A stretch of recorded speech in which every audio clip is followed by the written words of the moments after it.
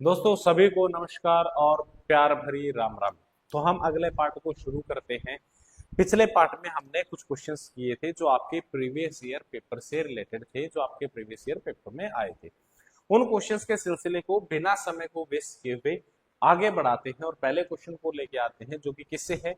Mensuration से है। आप देख पा रहे होंगे, diameter of A right circular cone is 8 centimetre. आपको क्या दिया गया है? डायमीटर दिया है, व्यास दिया है, इसका वॉल्यूम दिया और आपको हाइट निकालनी है। जब भी ऐसा क्वेश्चन आपके सामने आता है तो आपको उसका फॉर्मूला पता होना चाहिए, यानी कि जिस कोण या शंकु का जिक्र हो रहा है उसका वॉल्यूम आपको पता होना चाहिए। क्या होता है?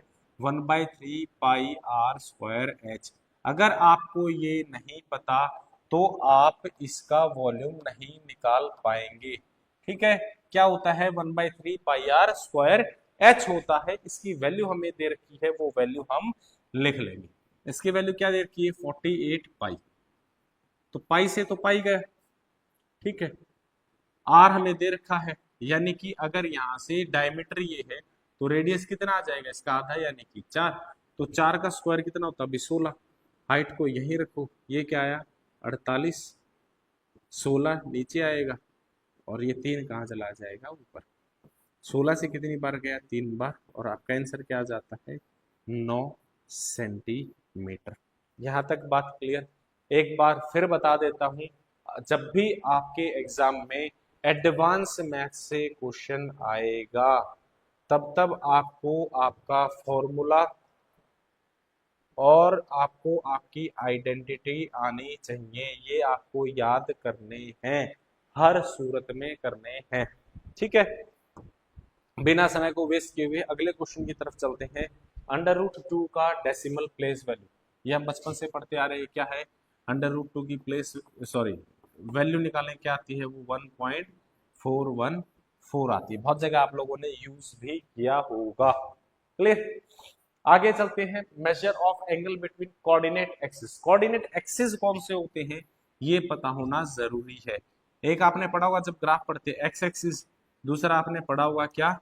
Y axis. तो उसने पूछा इन दो कोऑर्डिनेट्स के बीच में जो एंगल है वो कितने डिग्री का होता है? वो होता है 90 डिग्री का। राइट एंगल भी दे सकता है, ठीक है। जो इसका और नाम हो सकता है वो भी आपको दे सकता है, ये आपको पता होना चाहिए। ठीक है, उससे अगला दिया है two numbers are chosen from first 50 natural numbers, what is the probability of both the numbers being prime. तो सबसे पहले यहाँ पे पता होना जरूरी है कि प्राइम नंबर यानी कि अभाज्य संख्याएं कौन सी होती हैं। अभाज्य संख्याएं वो होती हैं जिनके सिर्फ दो फैक्टर होते हैं। क्या होते हैं? सिर्फ दो फैक्टर होते हैं। और वो दो फैक्टर भी कौन से होंगे? वो दो फैक्टर भी क्या होंगे? एक तो एक होगा, दूसरा वो नंबर खुद होगा, यानी कि इटसेल्फ होगा। ठीक है, ऐसा कोई भी नंबर जिसके दो फैक्टर हो, जिसमें से एक हो और दूसरा वो खुद हो, ऐसे नंबर्स को हम प्राइम नंबर्स कहते हैं। इसमें एक छोटा डाटा और है जो आपके एग्जाम में कई बार पूछ सकता है। जैसे यहाँ पे यूजी है भाई, 1 to 50 कितने प्राइम नंबर्स होते हैं? 1 to 50 15 प्राइम नंबर्स होते हैं। कितने होते हैं? 15 प्राइम नंबर्स होते हैं। ये आपको पता होना चाहिए। 1 to 100 अगर पूछा जाए तो 1 to 100 कितने होते हैं? 25 प्राइम नंबर्स होते हैं। 50 to 100 आप निकाल लेंगे, यहाँ पे 50 to 100 कितने आएंगे? 10 प्राइम नंबर्स होते हैं। ये आपको पता होना चाहिए, ये डाटा कभी भी आपको काम आ सकता है। ठीक है, इसमें लगता है कॉम्बिनेशन। इसमें लगता है कॉम्बिनेशन। पहले लेंगे टोटल की कंडीशन। टोटल की कंडीशन यानी टोटल नंबर कितने हैं भाई? टोटल लिखते हैं हम ऊपर, ये कॉम्बिनेशन के लिए सी लिखा। टोटल नंबर कितने हैं? 50 है। उसमें से हमें कितने नंबर निकालने हैं? दो नंबर निकालने हैं। कितने नंबर निकालने हैं? दो नंबर हमें निकालने हैं। यहाँ पे बात समझ आई भी? ठीक है। इसको ओपन कैसे करते हैं? ऊपर वाले नंबर का फैक्टोरियल अपॉन में नीचे वाले नंबर का फैक्टोरियल इनटू में 50 - 2, यानी ऊपर वाला माइनस नीचे वाला, इसका फैक्टोरियल। अब जहन में एक बात आई होगी, ये किस चिड़िया का नाम है? इसको क्या बोलते हैं? फैक्टोरियल। क्या बोलते हैं? फैक्टोरियल।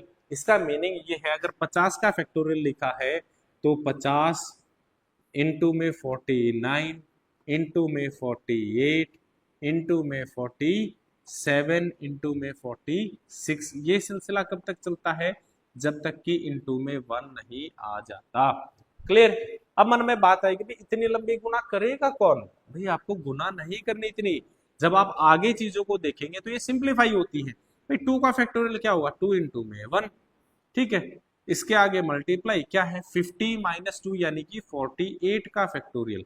48 का फैक्टोरियल यानी 47 इंटू में 46। और ये भी कहां तक चलेगी? जब तक कि इंटू में 1 नहीं आ जाता। अब अगर आप ध्यान से देखें तो ये 48 से आगे की संख्या है और यहाँ पे भी 48 से आगे की संख्या है। ठीक है, हम क्या लिख सकते हैं? इसे 48 फैक्टोरियल लिख सकते हैं, इसे भी 48 फैक्टोरियल लिख सकते हैं। तो क्या 48 फैक्टोरियल से 48 फैक्टोरियल नहीं कट जाएगा? कट गया, कहानी खत्म होगी। ये आपको एग्जाम में लिखना नहीं होता, ये मैंने लिख के बताया ताकि आप इस चीज को समझ पाए। 2 से कितनी बार जाएगा? 25 बार। ठीक है, गुना करेंगे तो क्या आएगा? गुना भी आपको 49 से नहीं करना, 50 से सीधा करके 25 माइनस कर सकते हैं। 125 1225 आता है। कितना आता है? 1225 आता है। ये कौन सी कंडीशन आ गई? टोटल कंडीशन आ गई। कौन सी कंडीशन आ गई? टोटल कंडीशन आ गई। अब आपको निकालनी है फेवरेबल कंडीशन। अब कौन सी निकालनी है? फेवरेबल। फेवरेबल कंडीशन क्या है? फेवरेबल कंडीशन ये है कि आपको 15 प्राइम नंबर में से कितने प्राइम नंबर निकालने हैं? 2। क्या करना है? कितने? 15 प्राइम नंबर में से कितने प्राइम नंबर निकालने हैं? 2। तो आप यहां से बता सकते हैं ये क्या होगा भाई? 15 का फैक्टोरियल अपॉन में क्या आएगा? 2 का फैक्टोरियल इनटू में 13 का फैक्टोरियल। इसको क्या लिख सकते हैं?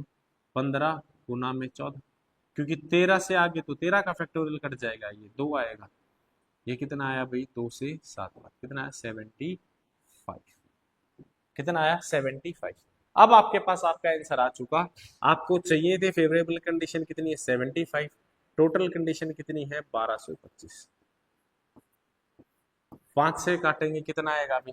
5 से काटेंगे, 5 से कट रहा है, 3 से कट रहा है,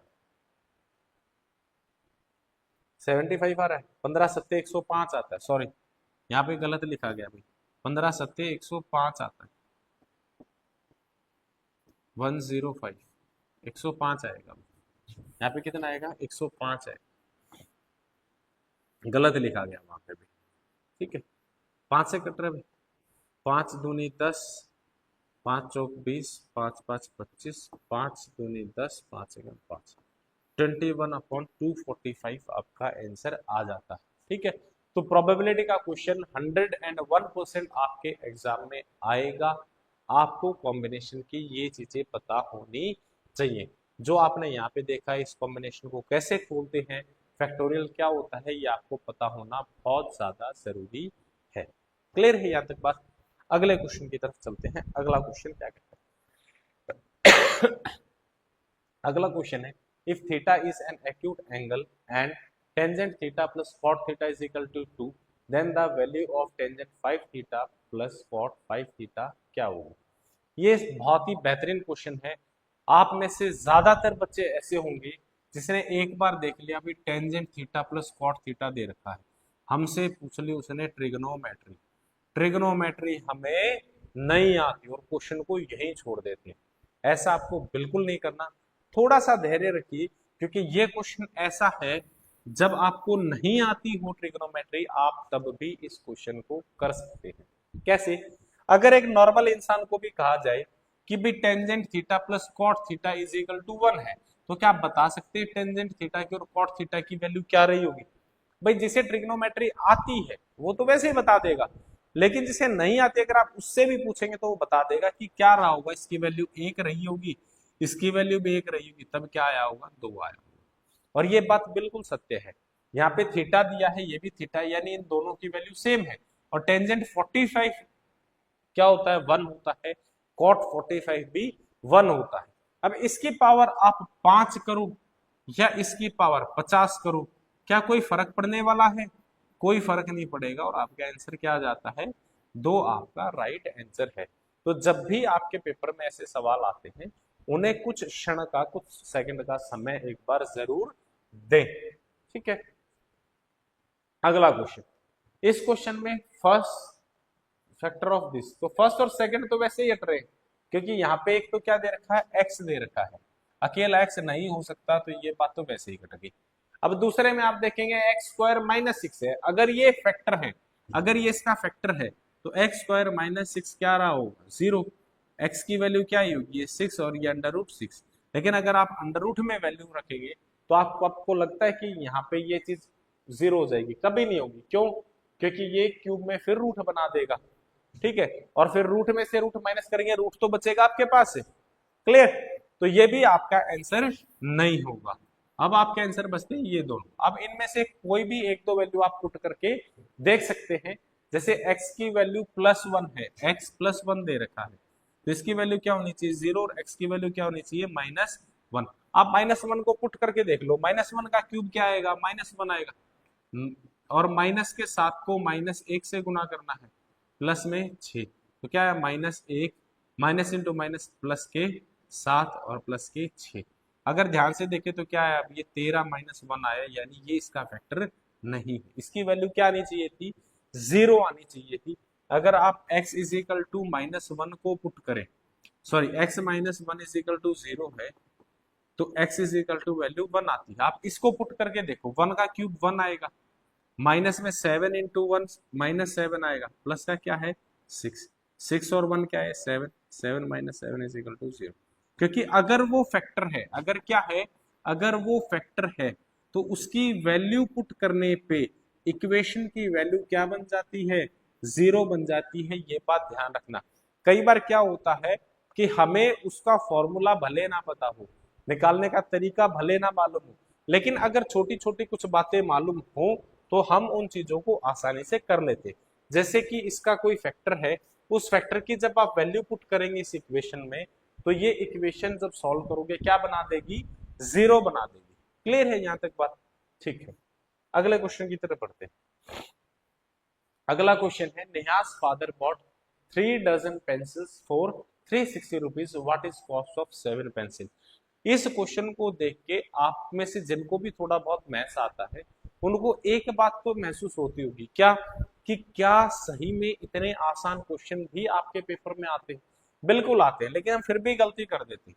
ठीक है, गलती नहीं करनी। एक डजन में कितने होते हैं, एक डजन में कितने होते हैं भाई, काउंटिंग करें तो कितने, 12 होते हैं। हरियाणा में तो आपको पजल होने की जरूरत बिल्कुल भी नहीं है। अगर आप राजस्थान साइड से बिलोंग करते तो हो सकता है कि आप पजल हो जाए। क्यों? क्योंकि जब भी आप हरियाणा में केले लेने जाते हैं, हरियाणा में केले लेने जाते हैं, आप इसको प्रैक्टिकली रिलेट कर पाएंगे अभी। अगर आप केले लेने जाते हैं तो आप केले दर्जन के भाव में लाते हैं या किलो के भाव में लाते हैं, बताना भाई। आप इसको केजी के भाव में लाते हैं या दर्जन के भाव में लाते हैं? अब अगर यही क्वेश्चन आप में से अलग अलग एरिया से, अलग अलग क्षेत्र से बच्चे देख रहे होंगे, तो जो बच्चा राजस्थान से वो सीधा फटैक से कहेगा जी किलो के भाव लाते हैं। ठीक है, जो बच्चा हरियाणा से बिलोंग करता है, पागल हो गए क्या, केले तो हर जगह क्या मिलते हैं, दर्जन के भाव मिलते, भाई 12 केले लेके आते हैं। ऐसा नहीं, ये अलग अलग जगह के हिसाब से, राजस्थान साइड जो केले हैं वो भी किस हिसाब से आते हैं, केजी के हिसाब से आते हैं, और हरियाणा में दर्जन के हिसाब से आते हैं। तो जब भैया हरियाणा के एग्जाम में आया हुआ क्वेश्चन है ठीक है, तो आपको तो गलत नहीं करना चाहिए। एक दर्जन में कितनी चीजें होती हैं भाई, 12 वस्तुएं होती हैं। तो आप 3 दर्जन में बता सकते कितनी चीजें रही होंगी, 12 गुना में 3, यानी कि लगभग 36 वस्तुएं रही होंगी। पेंसिल लिख सकते हैं भाई, उसने पेंसिल लाया था, शायद उनके पिताजी पेंसिल लाए थे। ठीक है, तो 36 पेंसिल 360 रुपए की है। ठीक है, 36 पेंसिल कितने की है, 360 रुपए की है। एक पेंसिल कितने की रही होगी, अपॉन में 36। 70 पेंसिल कितने की रही होंगी, गुना, सॉरी 7 पेंसिल कितने की रही होंगी, गुना में 7। कितनी बार गया, 10 बार, 10 गुना 7 क्या आएगा, 70। ठीक है, हालांकि ये क्वेश्चन कोई करवाने का क्वेश्चन था नहीं, यूनिटरी मेथड से बड़ा बेसिक सा क्वेश्चन था। अगले क्वेश्चन की तरफ बढ़ते हैं। अगला क्वेश्चन क्या कहता है, if x minus three is a factor of this then find the value of a। मैंने अभी बताया कि जब भी कोई फैक्टर होता है, किसी इक्वेशन का कोई फैक्टर है, यानी उसकी वैल्यू जब आप इक्वेशन में रखेंगी तो उसकी वैल्यू क्या हो जाती है, जीरो हो जाती है। फैक्टर यानी x minus three is equal to zero है अगर, तो यहाँ से x की वैल्यू हम निकालनी होगी, कितनी आई होगी, 3। अब इस x की वैल्यू 3 को हम इस इक्वेशन में पुट कर देते हैं। इक्वेशन क्या है, एक्स स्क्वायर माइनस ए एक्स माइनस 15। 3 का वैल्यू पुट करें, 3 का स्क्वायर क्या आएगा 9, माइनस में a इंटू एक्स यानी 3a माइनस में 15 इज इक्वल टू क्या है 0। ठीक है, अब 9 माइनस में 15 करेंगे तो क्या आएगा, अभी माइनस के 6 आएगा, क्या आएगा माइनस के 6, तो -3a, ये माइनस के 6 जाके क्या हो जाएंगे, उधर जाके प्लस के 6 हो जाएंगे, क्या हो जाएंगे प्लस के 6 हो जाएंगे। अब a इज इक्वल टू क्या आएगा 6/-3, 3 से कटेगा कितनी बार 2 बार, तो आपका आंसर क्या जाता है -2। a की वैल्यू क्या आएगी -2, आपकी a की वैल्यू आ जाती है। जब भी आप ऐसी कैलकुलेशन कर रहे हो तो आप जो साइन दे रखा है उसको जरूर ध्यान से देखें, जरूर बड़े ध्यान से कैलकुलेट करें उसको। ठीक है, अगले क्वेश्चन की तरफ बढ़ते हैं। अगला क्वेश्चन क्या कहता है, ए village having a population of 4000 requires 150 litre of water per day if it has a tank measuring this for how many days will the water of this tank last। इस question में थोड़ी सी problem है अभी। जब इसको मैंने solve करवाया इस बच्चों को तो वहां पे एक चीज पता चली कि 150 लीटर पानी 4000 व्यक्तियों के लिए क्या पर्याप्त हो सकता है, आसपास भी नहीं है। इस क्वेश्चन में थोड़ी सी त्रुटि है, पर डे पर पर्सन लिखना चाहिए, पर डे पर पर्सन लिखना चाहिए था, तब जाके इस क्वेश्चन का आंसर आता है। क्लियर है, क्योंकि भाई एक व्यक्ति है, एक व्यक्ति कितना लेता है 150 लीटर लेता है, तो 4 व्यक्ति कितना लेंगे, 4 व्यक्ति लेंगे, सॉरी 4000 व्यक्ति कितना लेंगे 4000 गुना में 150। यहां तक बात क्लियर है। ठीक है, ये उनकी खपत है, ये क्या है खपत है, कंजप्शन है पानी की। अब निकालना हमें वॉल्यूम। वॉल्यूम कैसे निकालेंगे भाई, length into breadth into height कर देंगे, वॉल्यूम आ जाएगा। लेंथ कितनी देर की हमने 20, ब्रेड्थ कितनी देर की है 15, और हाइट कितनी देर की है 6। अब गजब की बात क्या है कि भाई 15 दूनी 30, 30 के 18, मेरे हिसाब से 1800 क्यूबिक मीटर आता है। क्या था 1800 क्यूबिक मीटर। ध्यान से देखें तो जो खपत दे रखी है वो किसमें है, लीटर में है, किसमें है लीटर में है, और जो आपका वॉल्यूम आया है वो किसमें है, वो क्यूबिक मीटर में है। तो आपको जरूरी है कि आप इसको क्या करें, क्यूबिक मीटर में चेंज करें। और 1 मीटर क्यूब में कितने लीटर होते हैं, 1000 लीटर होते हैं, तो इतने लीटर पानी होगा। अब ये 4000 इंटू में 150 के हिसाब से कितने दिन तक चलेगा, ये हमें देखना है। ठीक है, सॉल्व कर लेते हैं। 3 जीरो से 3 जीरो चली जाती है, 1 जीरो से 1 जीरो चली जाती है, 15 एकम 15, 15 दूनी 30, और 4 से घटेगा 3 बार, तो 3 दिन हमारा आंसर आ जाता है। तो इस क्वेश्चन में एक छोटी सी प्रॉब्लम थी। प्रॉब्लम ये थी कि जो ये पानी है 600 लीटर पानी प्रति व्यक्ति इसको यहाँ पे लिखना चाहिए था, तब ये क्वेश्चन सही खरा उतरता है। क्लियर, एग्जाम में ऐसा क्वेश्चन आ गया तो उसका बोनस मार्क्स मिलता है, ये बात ध्यान रखना। ठीक है, अगला क्वेश्चन क्या कहता है, 1 की क्यूब प्लस 2 की क्यूब प्लस 3 की क्यूब प्लस लास्ट 6 की क्यूब तक दे रखा है, इसकी वैल्यू दे रखी है। तो पहली बात तो आपको देखते ही अंदाजा लग गया होगा कि नीचे सारे 2 के मल्टीपल है, तो अगर आप 2 की क्यूब को बाहर ले लें, 2 की क्यूब को बाहर ले लें, तो आपके पास अंदर क्या बचेगा, 1 की cube plus 2 cube plus 3 cube plus 4 cube plus 5 cube और प्लस में 6 क्यूब। अब इसकी वैल्यू हमें दे रखी है, इसकी वैल्यू हमें क्या कर रखी है, दे रखी है। इसकी वैल्यू कितनी दे रखी है 4 4 1, और 2 की क्यूब की वैल्यू हमें पता है कितनी है 8। आंसर क्या आएगा अभी, 8 एकम 8, 8 चौक 32, 32 और 3 35, ये आपके सामने आपका आंसर आ जाता है। क्लियर है, तो आज क्या देखा हमने, आज सबसे मेन चीज यही देखी कि एडवांस मैथ्स के जब भी क्वेश्चंस आते हैं तो आपको फॉर्मूले आने चाहिए और कुछ बेसिक आइडेंटिटीज आनी चाहिए। क्या आनी चाहिए? बेसिक आइडेंटिटीज आपको आनी चाहिए, नहीं तो क्वेश्चन नहीं होगा, चाहे जज्बा आपका कितना भी क्यों ना हो। ठीक है, अब आपको ये बता देता हूं कि आप इस कोर्स से हमसे आप कैसे जुड़ पाएंगे। उसके लिए आपको आपके सबसे घनिष्ठ मित्र आपके सेलफोन पर क्या करना है, आपको प्ले स्टोर खोलना है और उस प्ले स्टोर से डाउनलोड करना है क्या, एडू चाणक्य नाम से ऐप है, उसका इस प्रकार का कुछ लोगो है, आप ध्यान से देख लेना।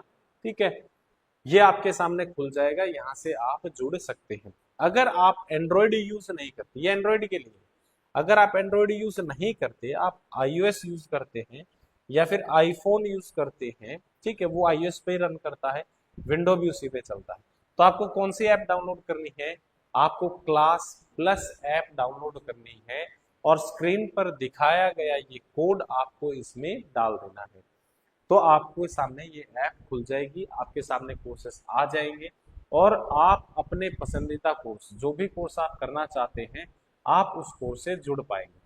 अगर ये सब करने के बाद भी आपको कोई प्रॉब्लम आ रही है, तब आप स्क्रीन पर दिखाए गए इस नंबर पर संपर्क कर सकते हैं। ठीक है, जो ये बैच है अभी टीचिंग के लिए, जो बैच है टीचिंग एलिजिबिलिटी टेस्ट के लिए, आप इसके लिए जुड़ सकते हैं, यहाँ पे जाके आपको वो बैच मिल जाएगा। ठीक है, तब तक के लिए धन्यवाद। जय हिंद, जय भारत, जय हरियाणा।